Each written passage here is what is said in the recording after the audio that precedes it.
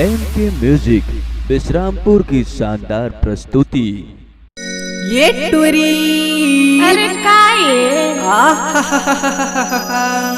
माँ कसम तोर बोली। अरे जा जा जा जा जा। अरे सुन तो काय बता ना। अरे हमारे गांव में ना भानो साउंड महन साउंड के जोरदार धमाल मचे है यार। ऐसे का नाचे बर आबे का आहू जरूर गा।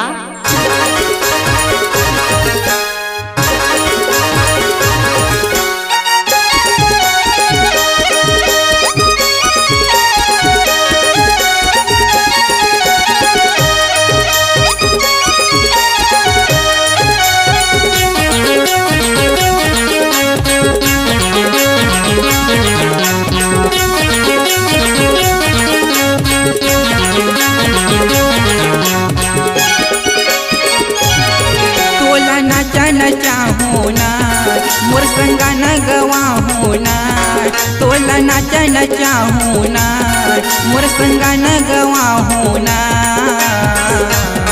तोला भानु के साउंड में महंत साउंड में नाचा न चाहूँ ना, तोला भानु के साउंड में महंत साउंड में नाचा न चाहूँ ना।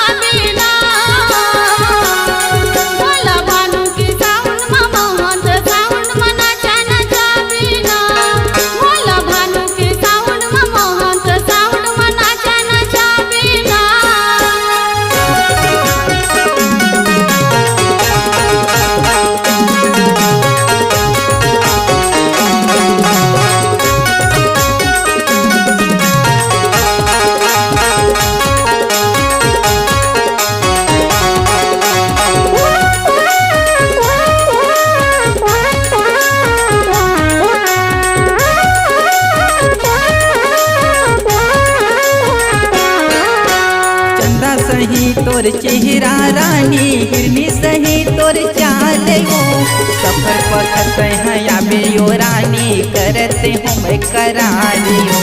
सफर पकड़ते हैं आबे यो रानी करते हो मैं करारियो।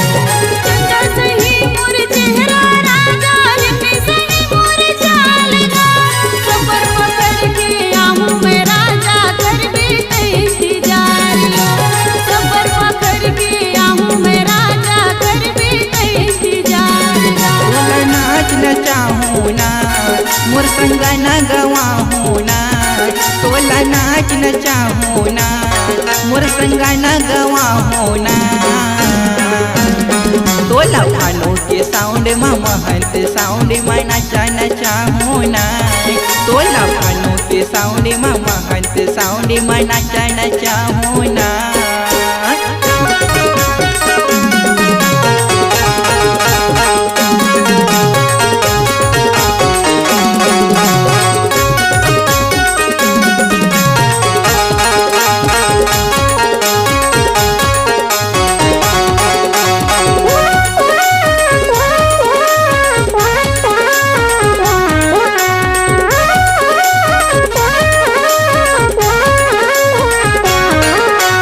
पंचवटी माँ आबे तरानी चौक में भानो दुकान है, ओकरे मेरा मोला कुछ बेरानी पुष्पराज मोरे नाम है।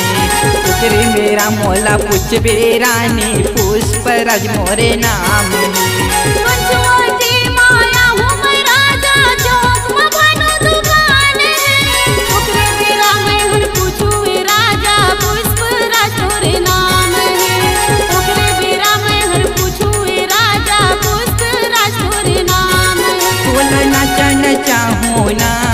मोर संगा न गवाहूँ ना, तोला नाचा न चाहूँ ना मोर संगा न गवाहूँ ना। तोला भानु के साउंड में महंत साउंड में नाचा न चाहूँ ना, तोला भानु के साउंड में महंत साउंड में नाचा न चाहूँ ना। तोला भानु के साउंड में महंत साउंड में नाचा न चाहूँ ना, तोला भानु के साउंड में महंत साउंड में नाचा न चाहूँ ना। तोला भानु के साउंड साउंड में